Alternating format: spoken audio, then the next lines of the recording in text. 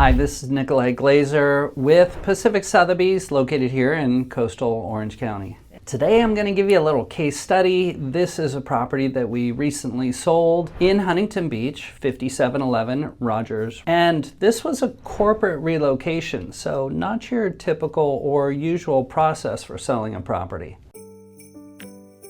So this property is a 4-bed, 3-bath with a swimming pool in a great neighborhood. So from the initial meeting that I had with the owner, she told me straight up, I want a stress-free and a simple process. So depending on who our sellers are, sometimes we're going to get different instructions and how they want us to perform in the process. So in this particular case, the seller relocating to Houston, and they were moving a week later. So based on the process with this property, I quickly identified, hey, you can sell for X and we can list it at that price. Or if we do some TLC and some upgrades to this property, we can sell it for Y, and you're gonna get an exponential return on that investment.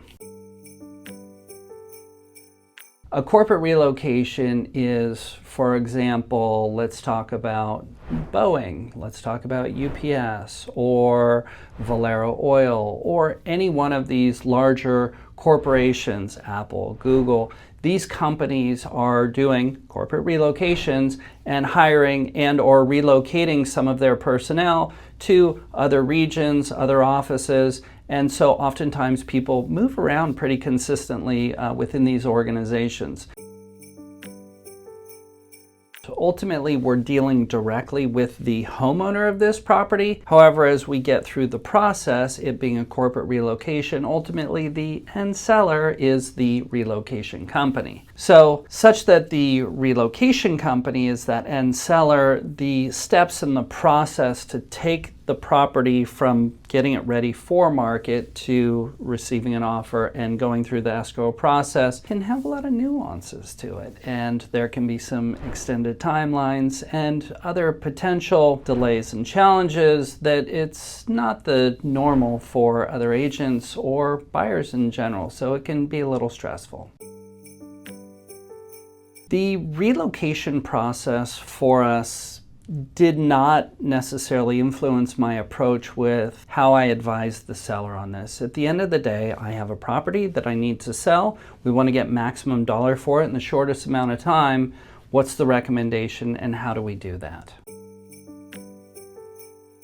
So within the framework here to say, hey, we can price it at option A or we can price it at option B, the seller opted actually to do some work on the property. So we ended up referring some of our service partners and doing a significant amount of work on this property, from the bare bones basics to upgrading some of the pool equipment, having the HVAC systems serviced and certified, having the roof inspected, having some repairs done up there, home inspection, as well as painting the entire interior and exterior of the property, doing a full landscaping redo, and ultimately staging the property. So we gave this property a general facelift, and at the end of the day, the seller was already living in Houston, and I said, by the way, when I send you the photos, you're probably not going to recognize your property.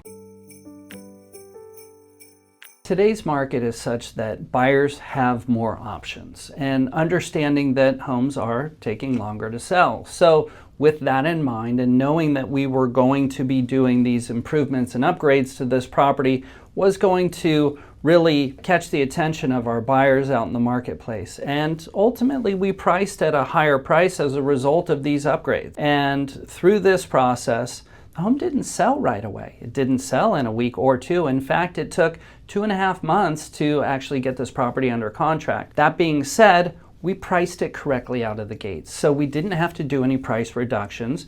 We held our ground at our initial pricing, and we ended up selling real close to where our asking price was. That was just a matter of the seller understanding our process, us giving the seller confidence around what our process was and that our pricing strategy was going to work.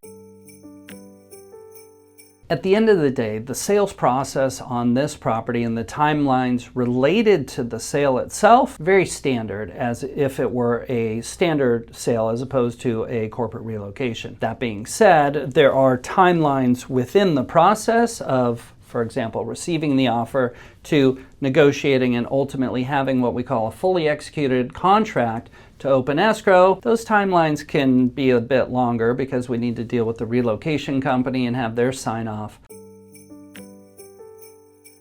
Advice for any sellers that are considering selling their home through this relocation process: make sure you hire a relocation expert, somebody that understands the timelines, the process, and is understanding how to work with buyer's agents and buyers through that, so everybody can be on the same page and you have a win-win, a successful transaction. On the flip side of the coin, if you are a buyer and you're considering to purchase a corporate relocation property, you need to understand that there are additional timelines that are involved through the paperwork process. The overall process itself, it's relatively the same. There's a few more steps and some additional timelines kind of built in that can kind of keep you on the edge of your seat, but ultimately have professional guidance, understand that the corporate relocation process, it can make people's hair stand up a little bit because it's not for everybody. If you're surrounded by professional real estate advisors that understand the process, they will guide you to the end of this successfully, just like any sale. Appreciate you coming by today to listen to our video on the process and the case study around this particular